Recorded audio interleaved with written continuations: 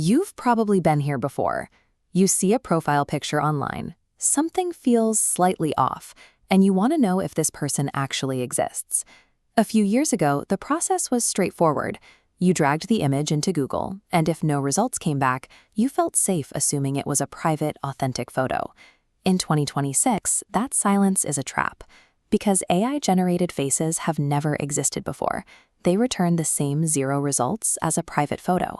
This logic, where finding no match equals a real person, is broken. Now, a 0 results return splits into 2 possibilities. Either the person is real but unphotographed, or they are an entirely artificial entity. Basic verification is failing because search engines have become geographically and technologically siloed. They no longer see the whole web. Relying on a single search bar gives you a dangerous false sense of security.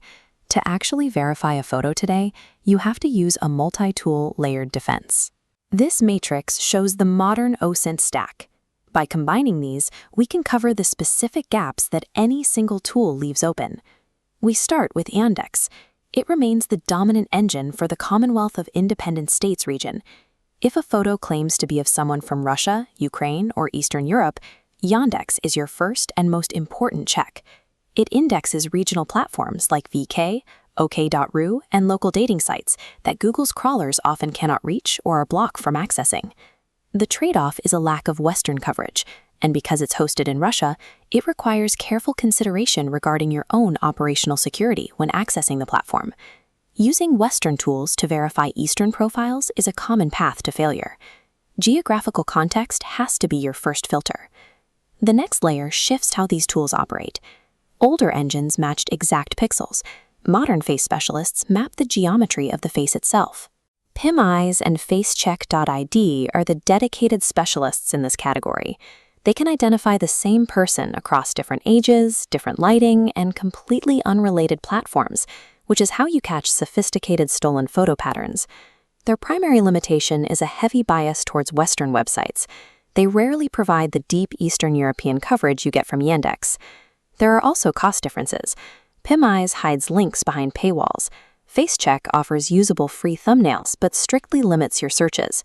You also have to navigate the ethical and legal boundaries of your own jurisdiction, as facial recognition on the open web is subject to varying privacy laws. Face specialists are powerful, but their regional gaps and paywalls mean they are only one part of the stack. Now we look at where Google Lens fits into the 2026 workflow. Google deliberately restricts its facial recognition for privacy reasons. It often refuses to return results for people even when they appear in indexed photos. Its real value is in identifying background objects, landmarks, and architecture. You use Lens to verify if the physical location in a photo matches where the person claims to be. Finally, there is TinEye. TinEye is best at one specific job, establishing the chronological history of an unaltered image. It helps you see where a photo was first published. While Lens and TinEye are not built for identifying people, they are essential for proving the where and when behind a photo. Effective verification isn't about finding the single best tool. It's about how you execute the workflow. This is the protocol. Every suspicious image should be processed through all 4 of these lanes simultaneously. By running Yandex, PimEyes, FaceCheck, and Lens in parallel, you can complete a full check in under 10 minutes. Casual checks can rely on free tiers to catch obvious catfish. High-stakes investigations require the paid tiers to access the full source data and high-resolution matches. Overlapping these 4 tools is the only way to catch the specific gaps that modern fraudsters rely on. Interpret your results with this priority. A positive match on any single tool is a definitive red flag. If one tool finds that face on a modeling site under a different name, the photo is stolen. But remember, multiple negative results across all tools is not a confirmation of identity. A negative result only lowers the chance that a photo was stolen from a public source.